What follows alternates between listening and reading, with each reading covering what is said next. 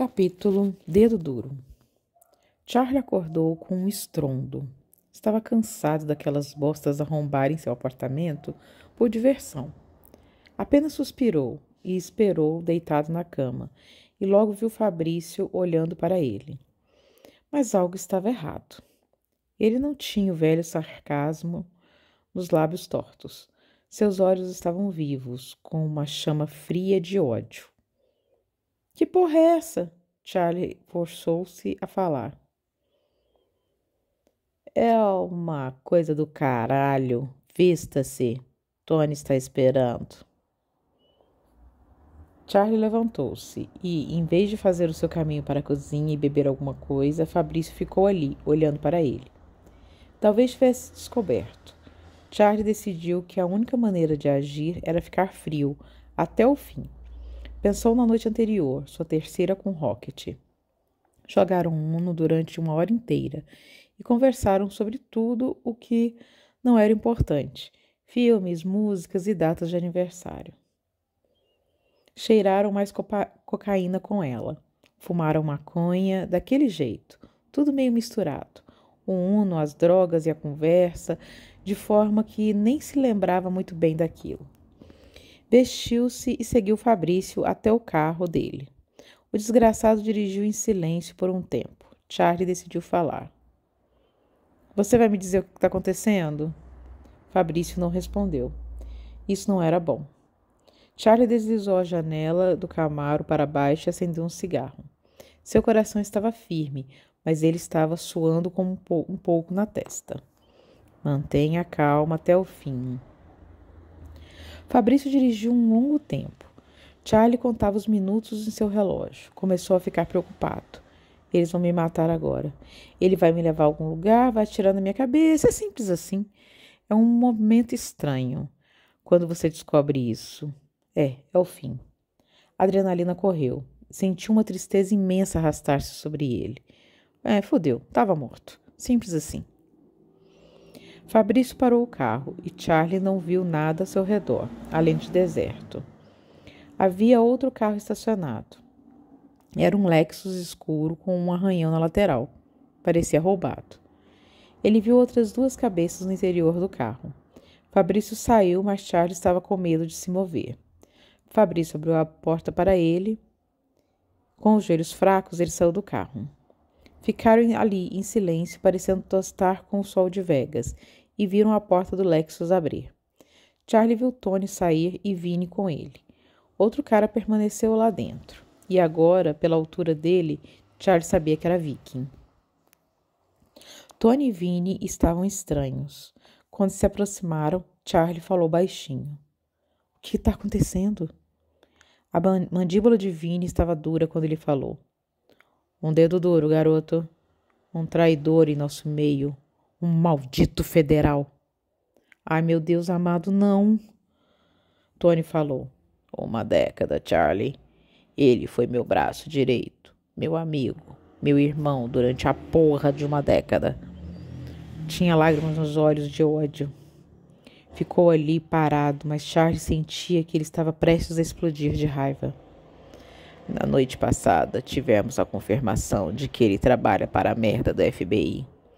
Para aqueles filhos da puta do caralho dos federais, todo esse tempo. Charlie se sentiu tão tonto que pensou que fosse desmaiar. Por um segundo, ele quase perdeu o equilíbrio e sua vista escureceu, mas ele se firmou.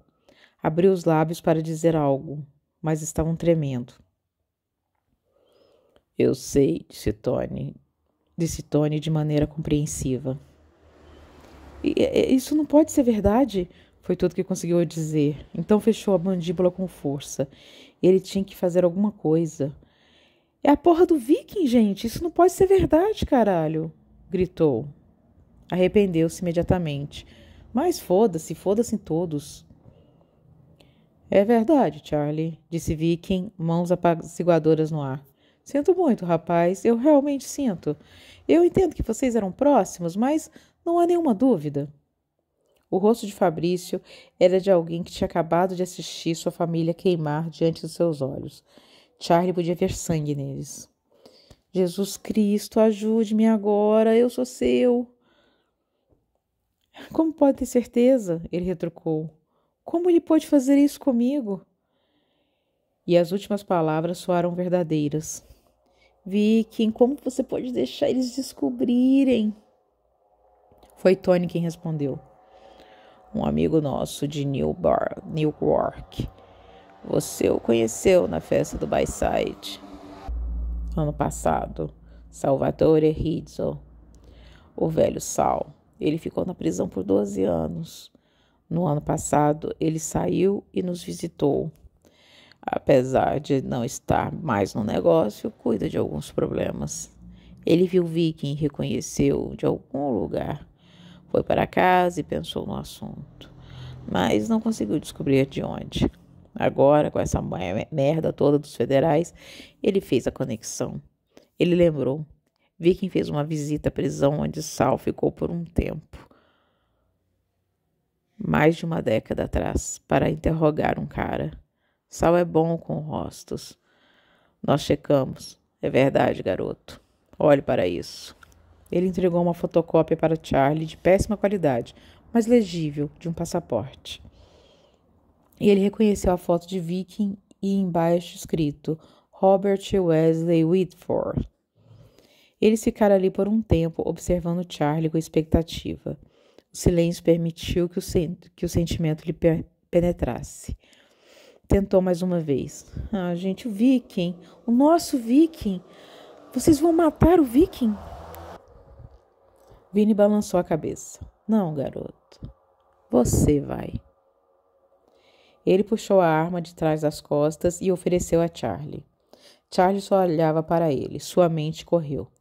Eu não vou fazer isso.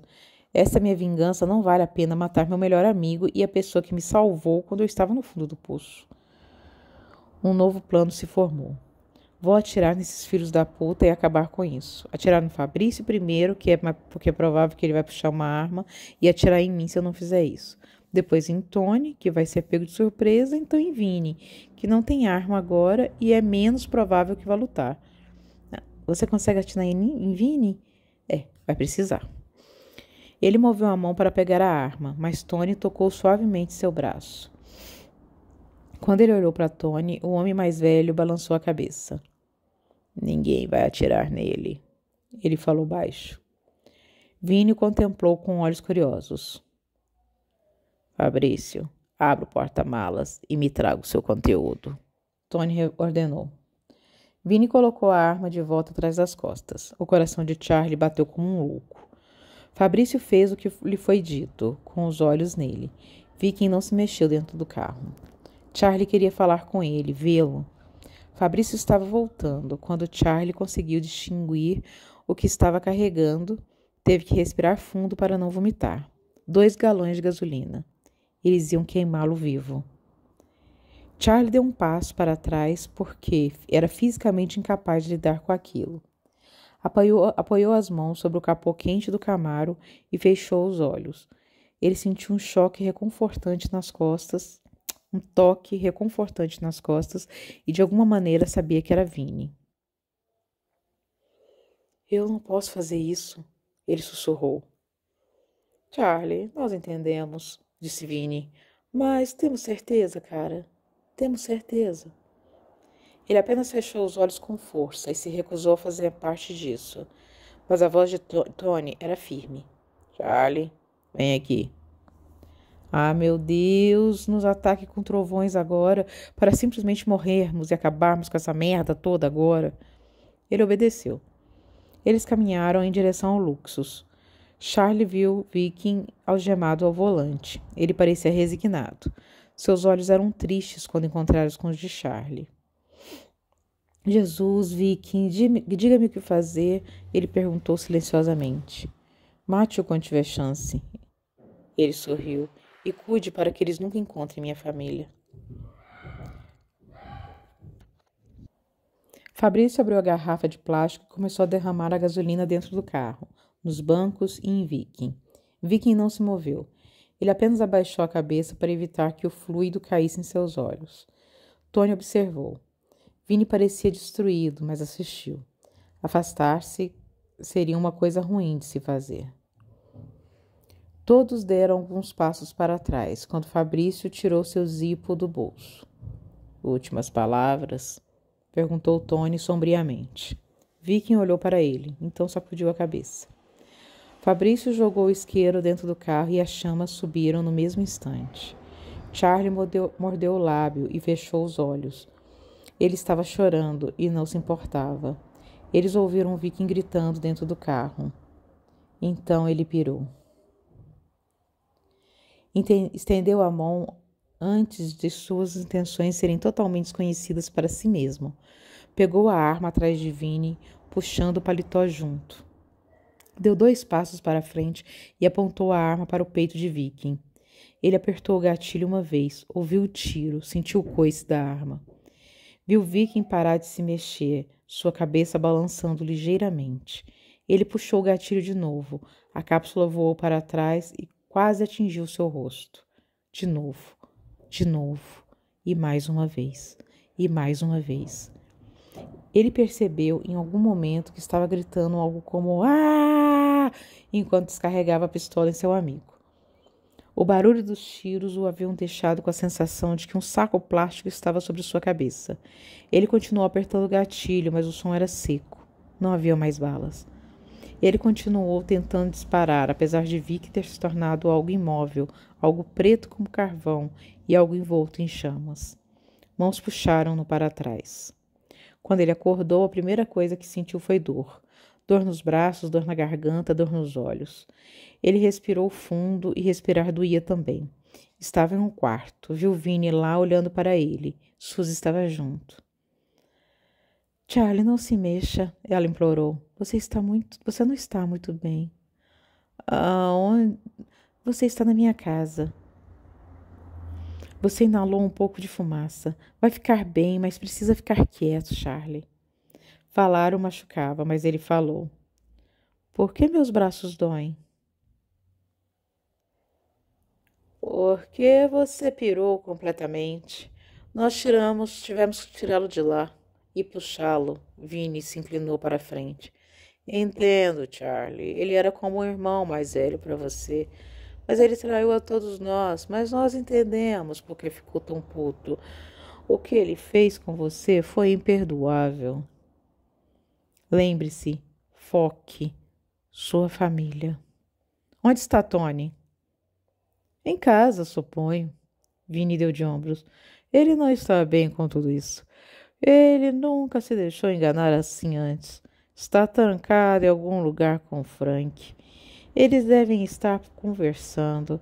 As coisas vão ficar tensas por um tempo. Apenas relaxa agora, garoto. Ninguém está com raiva de você. Durma um pouco. Ele levantou-se de qualquer maneira. Vinny e Suzy apenas olharam-no com apreensão. Eu não preciso de babá, resmungou Charlie. Vou para casa. Uma vez fora da casa de Vinny, ele acelerou o passo. Tinha que chegar a um telefone público, um bem longe de lá. Pegou um táxi e mandou o motorista dirigir até uma rua periférica da cidade, onde desceu, encontrou um telefone público e ligou para a telefonista. Ela o transferiu para uma atendente do FBI. Ele sabia que a mulher não iria conectá-lo a qualquer oficial de alta patente. É claro, por isso ele foi direto e simples, embora sua voz tremesse. Sou um terrorista. Eu coloquei uma bomba num cassino e só vou falar com uma mulher chamada Francesca Strong. Coloque-a na linha, agora. A mulher pediu-lhe para aguardar. Em segundos ele ouviu a voz de um cara. Olá, com quem estou falando? Ah, se foder, cara, e foda-se tudo isso. Eu preciso falar com Francesca Strong, da divisão de crime organizado. E acredite que é uma questão de vida ou morte. Ele estava suando. Algumas pessoas olhavam em sua direção quando passavam por ele na rua. Ele tossiu. Você está falando com o agente especial Marino. Sou da divisão antiterrorismo. Eu vou desligar essa porra e as pessoas vão morrer. Coloque-a na linha. Então ele começou a tossir, que queimava sua garganta. Uma mulher atendeu. Aqui é Francesca Strong. Com quem estou falando? Charlie, Fran, Vicky. Segundos de silêncio estavam rastreando sua chamada. Ele não dava a mínima. Charlie, quais informações você tem? Olha, eles descobriram sobre ele, mas... Cacete, mataram. Eles mataram ele, sacaram fogo. Eles atiraram nele. Eu preciso que vocês façam as coisas que vocês sabem fazer. Tire a sua ex-mulher e seu filho do país. Charlie, está me dizendo que alguém descobriu a identidade dele? Havia tanto pânico na voz dela que Charlie entendeu que ainda não havia compreendido o que acontecera. Sentiu as lágrimas novamente. Escute, eles o mataram. Salve a família dele, por favor, por favor, por favor. E desligou. Eles conseguiram. Ele sabia que fariam isso. Sabia também que não poderia ficar lá por muito tempo. Então entrou em um táxi e pediu ao motorista para levá-lo para casa.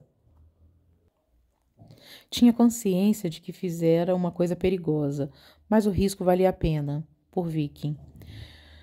Francesca estava olhando para as 6 pessoas que haviam chamado para aquela reunião de emergência.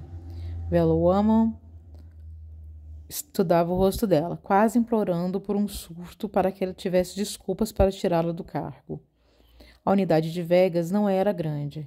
Trabalhavam num prédio comercial em um grupo pequeno, como se fossem contadores. Ninguém imaginava que eram federais. Todos naquele escritório haviam sido informados. Sabiam sobre Robert e, embora a maioria nunca o tenha conhecido pessoalmente, ele foi um agente especial em uma das mais arriscadas missões da história do FBI. Nossa prioridade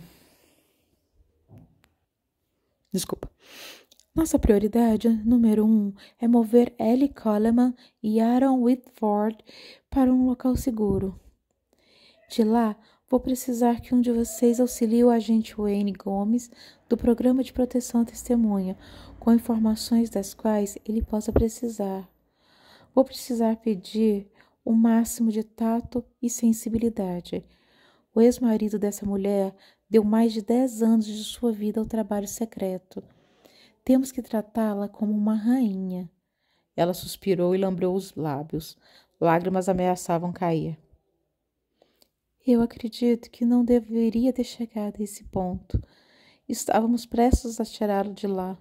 Só precisávamos de mais alguns dias. Isso é tão errado. Ela parou. Não se atreveu a olhá-los nos olhos. O escritório estava em silêncio absoluto. Ela tinha que continuar. A melhor maneira de honrar o agente Whitford é trabalhar com perfeição. Nossa segunda prioridade é limpar seu apartamento. Isso será perigoso. Eles sabem onde ele morava. O apartamento era parte do seu disfarce. Podem estar lá, vasculhando. Podem chegar lá quando vocês estiverem. Então, vou precisar que montem uma equipe de limpeza e estabeleçam um perímetro. Estou colocando você no controle disso, Barnes. Barnes assentiu. A missão 3, liderada por Jim, será de reunir todo o material que temos para descobrir onde eles poderiam ter feito isso com Robert. Se possível, devemos... Ela suspirou novamente. Recuperar o seu corpo. Barnes falou. Isso pode ser fácil. Traga a Retorine aqui. Era o mais próximo de Robert. Deve estar abalado o suficiente para nos dar alguma pista durante o interrogatório. Francesca sentou-se. Não podemos. Se descobrirem que Charlie esteve aqui, então vão saber que já estávamos cientes da morte de Robert e saberão que foi ele o dedo duro. Vão matá-lo também. O que está me dizendo? Esquecemos Charlie porque ele nos contou sobre a morte de Robert? Temos que recuperar o corpo. Nós temos que enterrá-lo e dar à sua família algum encerramento. E, desculpe, mas precisamos tornar nossa prioridade condenar todos por esse crime. Pelo amor de Deus, Fran, Robert era um agente federal especial. Precisamos fazer isso sem foder com Charlie. Ela pressionou. Ele era um conite, Fran, falou Barney suavemente. Talvez Robert gostasse dele, mas ele é um criminoso e dos piores. Wellman a estudava, do canto da sala. Ela sabia que precisava de mais do que compaixão e empatia para não agir em relação a Charlie. Fortificou seus argumentos. Trazer Charlie aqui vai causar mais danos do que benefícios. Sabemos que ele não vai falar. Ele fez um juramento. Fez o favor pessoal de entrar em contato, sim, mas não com o FBI, mas comigo, porque estabelecemos uma conexão. Entrou em contato para não para nos dar dicas sobre o corpo, e sim para pedir proteção para a família de Robert. Então, ele nos mostrou que amava Robert e é um ser humano. Mas achar que ele vai dedurar a família? Não se engane. Ele pegaria mais 20 anos de prisão sem falar uma única palavra. E vocês sabem disso.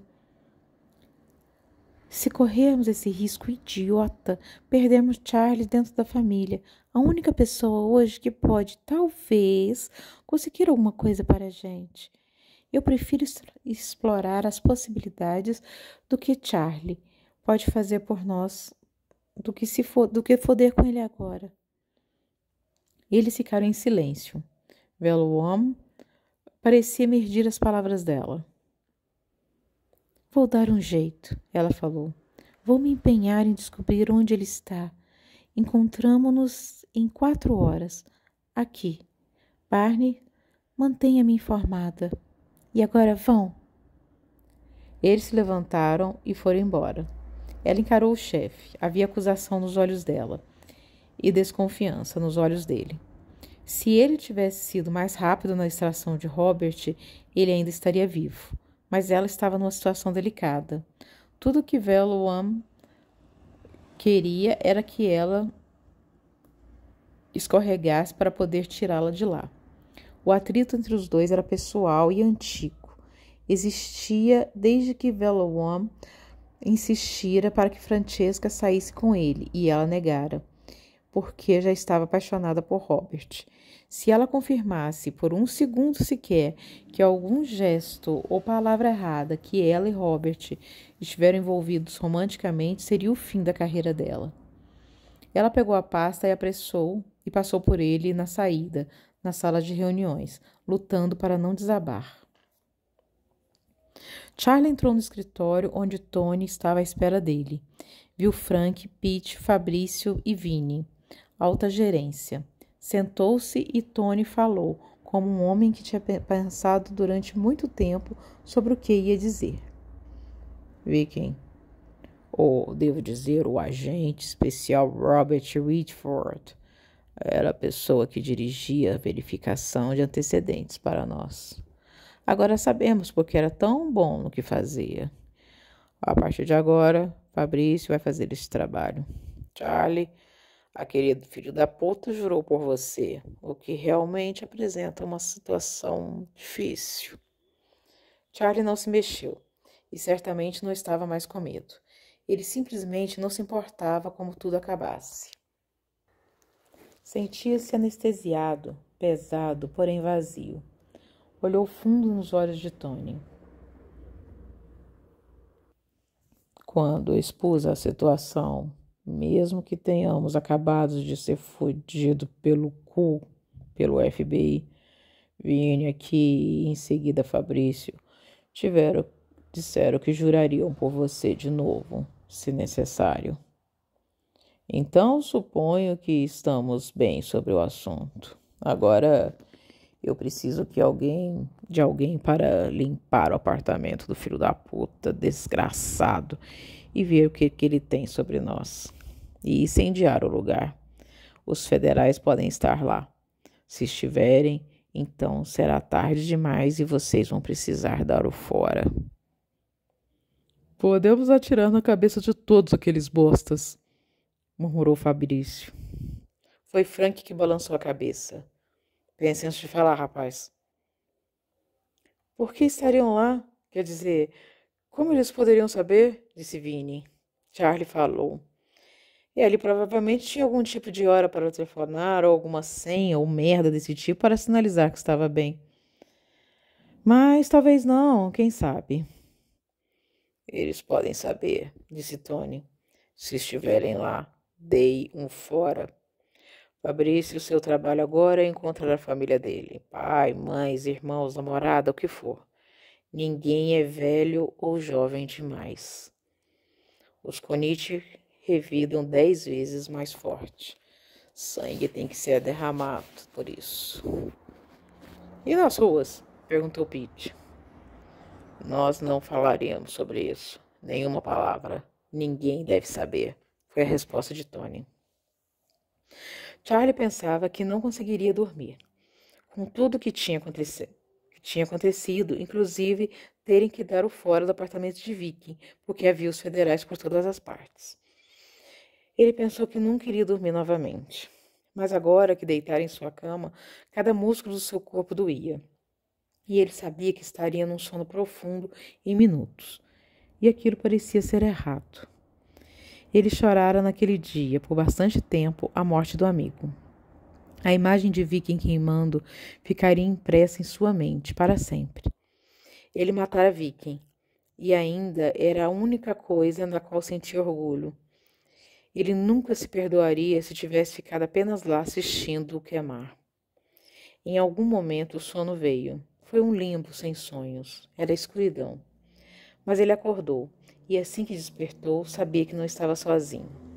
A adrenalina correu. Ele se sentou na cama e acendeu o abajur.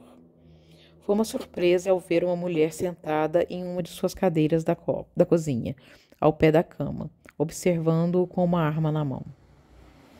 Olá, Charlie, disse. Olá, Francesca, ele murmurou, ciente de que dormira nu. Ele puxou as cobertas sobre si e esfregou o rosto. Você não precisa apontar essa coisa para mim. Sinto-me mais segura com ela, respondeu. Não estou aqui para expô-lo. Estou aqui para te fazer um favor. Se você tornar as coisas difíceis para mim, eu não só vou atirar em você, como vou me certificar de que vai voltar para o Instituto Correcional de Nevada e dessa vez não vai trabalhar na cozinha. Sim, eu tenho que agradecer você por aquilo. Pegou um cigarro e acendeu. Agradeça-me contando onde o corpo dele está. Ele olhou para ela por um tempo. Não era incrível, era real. Conseguia imaginar o amor de Viking por ela.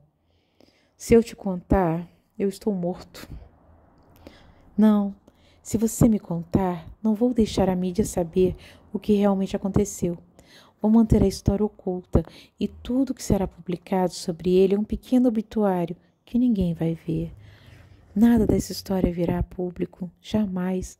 Eu só quero dar à família dele um pouco de paz de espírito. Está mentindo para mim. Não. Ele considerou isso arriscado, mas era Viking. Foda-se. No deserto, 20 milhas a noroeste, você vai ver o carro. Ela observou-o. Conte-me como aconteceu. Eu nunca vou falar sobre o que aconteceu. Ele sofreu. Ela sabia que sua pergunta era idiota antes mesmo de pronunciá-la. Apenas alguns segundos, até que atirei no peito dele. Seus olhos ficaram molhados quando disse isso, mas ele não se importava com mais nada. Ela olhou para longe dele. Mesmo com a luz fraca da lâmpada, ela viu que ela estava chorando. Obrigada, sussurrou. Ela finalmente olhou para Charlie. Eu os quero na prisão. Eu sei que você não vai me ajudar, mas por favor, saiba que se algum dia você decidir me ajudar, eu farei tudo o que tiver ao meu alcance para... Como é possível que vocês ainda não conseguiram? Depois de uma porra de uma década de relatórios do Viking, você deve ter bastante material. Ela se inclinou para a frente. Material? Sim. Mas Robert não pode ter mais testemunhas em um tribunal. O que reunimos nos ajudou a infiltrar, prever ações e condenar mais de 53 criminosos com ligações às famílias Konichi e Knut. Mas você não conhece esses caras.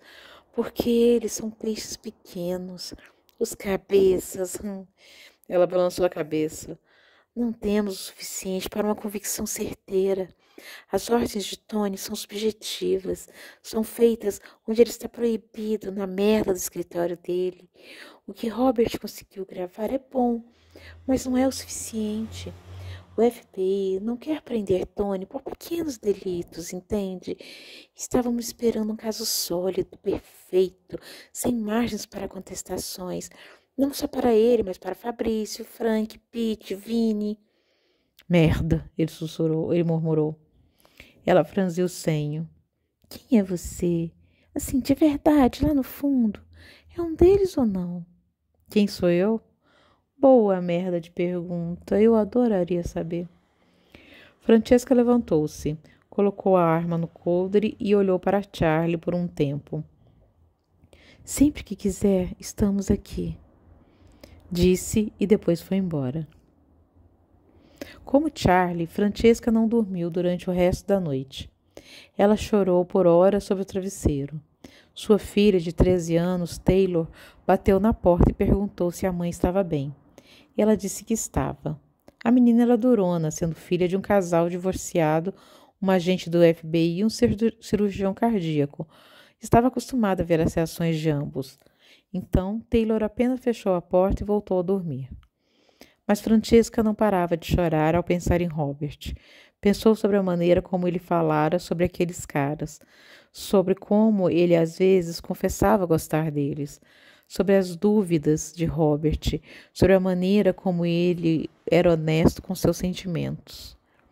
A única coisa que me mantém são é você, Franny, ele costumava dizer. Quando a dor acabaria? Quando ela pararia de sentir falta dele? Quando a falta do seu rosto, seus lábios pressionados contra os dela, seu corpo pesado em cima dela, quando? Seu grande coração e personalidade, suas longas e longas conversas noite adentro, seu apoio, sua admiração por seu trabalho. Engoliu em seco e tentou parar de chorar. Levantou-se e disse, foda-se a tudo isso. Caminhou pela sala de estar, remexeu na mochila de Taylor e encontrou os cigarros da filha. Será que a garota realmente achava que a mãe não sabia? Roubou um e acendeu-o no fogão. Serviu-se de um copo de bebida mais forte que tinha na casa, Ballantines, e bebeu metade de uma vez só. Sua mente corria e ela pensou em Tony Conite. Charlie entrou no Sunset na manhã seguinte. Sabia que fedia suor, que as roupas estavam amarrotadas e o cabelo bagunçado. Só 2 meninas dançavam com os rebolados preguiçosos e poucos homens assistiam-nas. Ainda assim, pareciam não estar realmente olhando para elas, e sim para a vida que achavam que deveriam estar vivendo. Por sorte, Phil não estava por perto. Ele viu uma stripper no canto, sentada, lixando as unhas. Andou até ela. Preciso saber onde a Rocket mora. Ela olhou para ele e ele viu que o reconhecia. Pensou que fosse dar trabalho, mas então ela falou baixo. Avenida Bacon, 145, apartamento 4. Quis perguntar por que ela estava sendo tão fácil, mas supôs que Rocket deveria ter dito algo bom sobre ele para as amigas. Ele não tinha força suficiente para perguntar, só queria chegar até ela.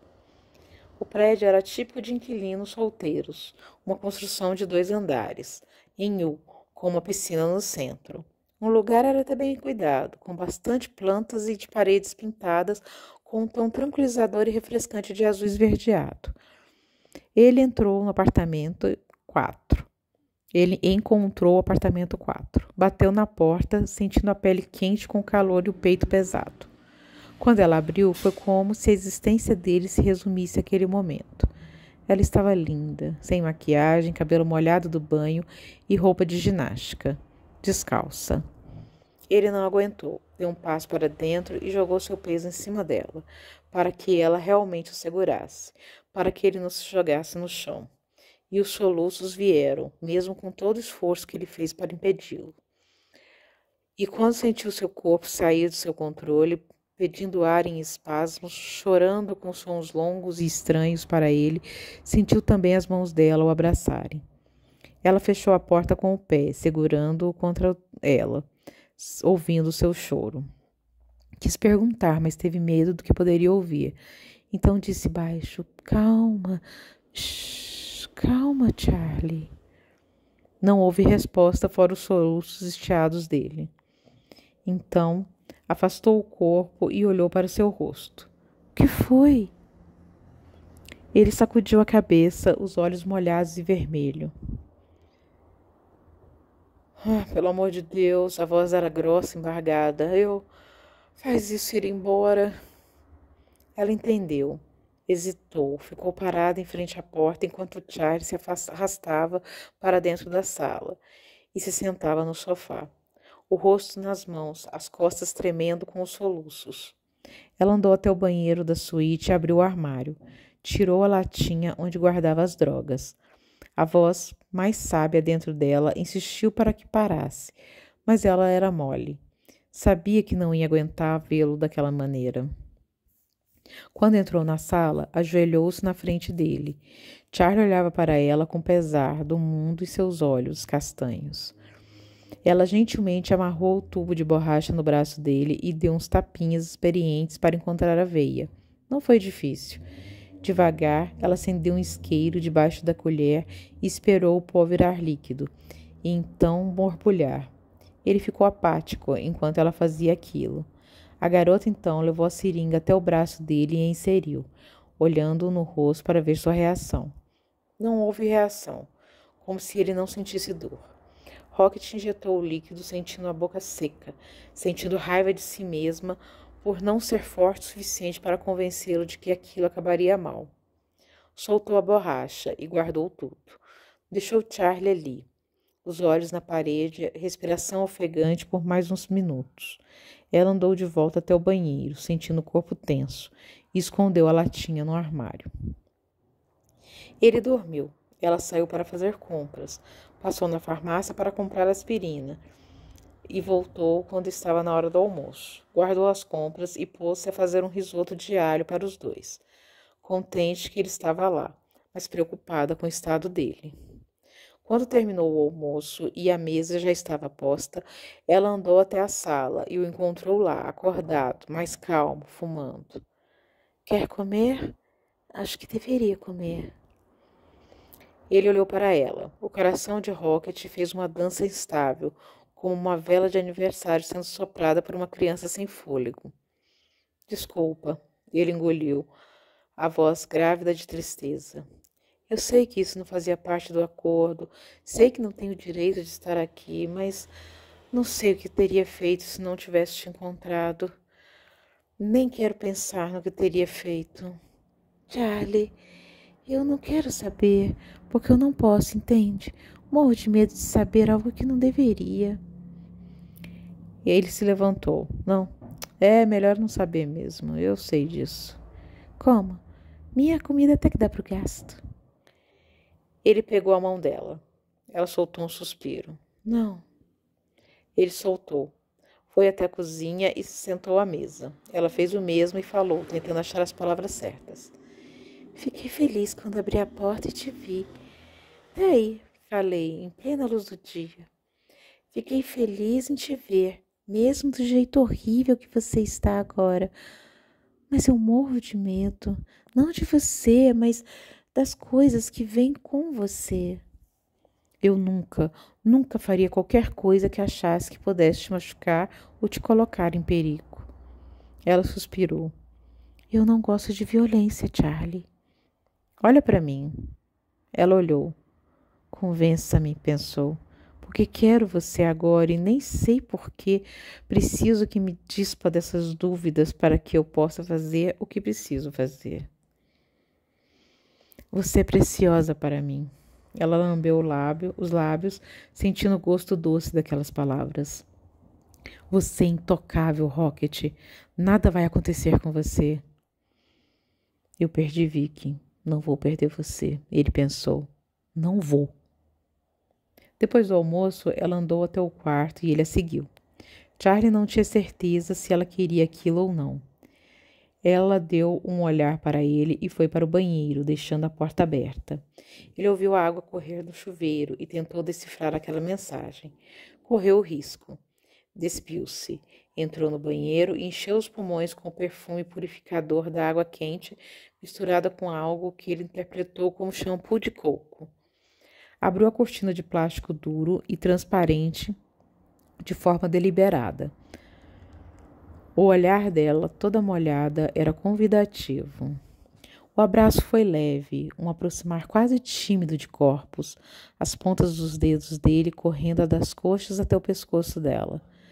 Foi ela quem tomou a iniciativa do beijo, um beijo molhado e com gosto de risoto. Ele se ajoelhou logo em seguida, rápido demais, como se não pudesse se controlar. A água batia em suas costas quando ele apertou o rosto entre as coxas dela e começou a sugar, a lamber, as mãos apertando a bunda dela em sincronia com as investidas. Ela precisou fechar os olhos e abrir a boca para não soltar um gemido. Apoiou uma mão na parede de azulejos cor de areia e a outra se fechou no cabelo dele. Apertou os próprios músculos, balançou os quadris. Lutou contra o orgasmo pelo máximo de tempo que conseguiu, para sentir aquilo enquanto durasse.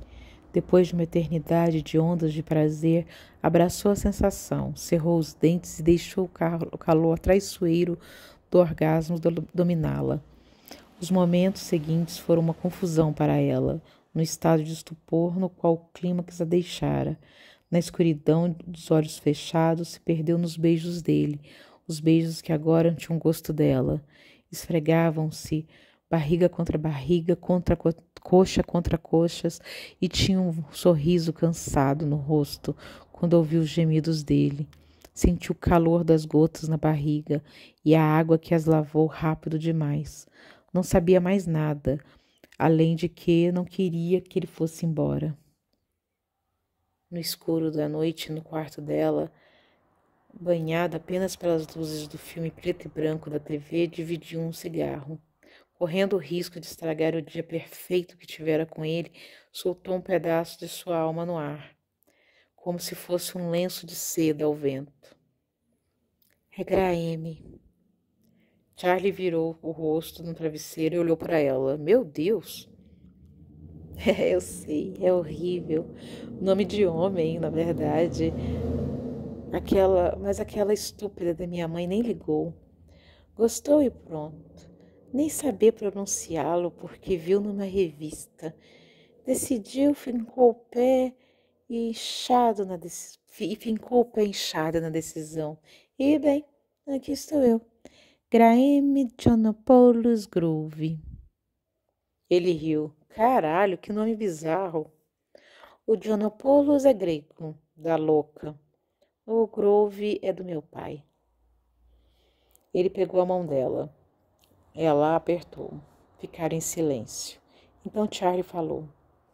Você é linda, Graeme. E ela sorriu.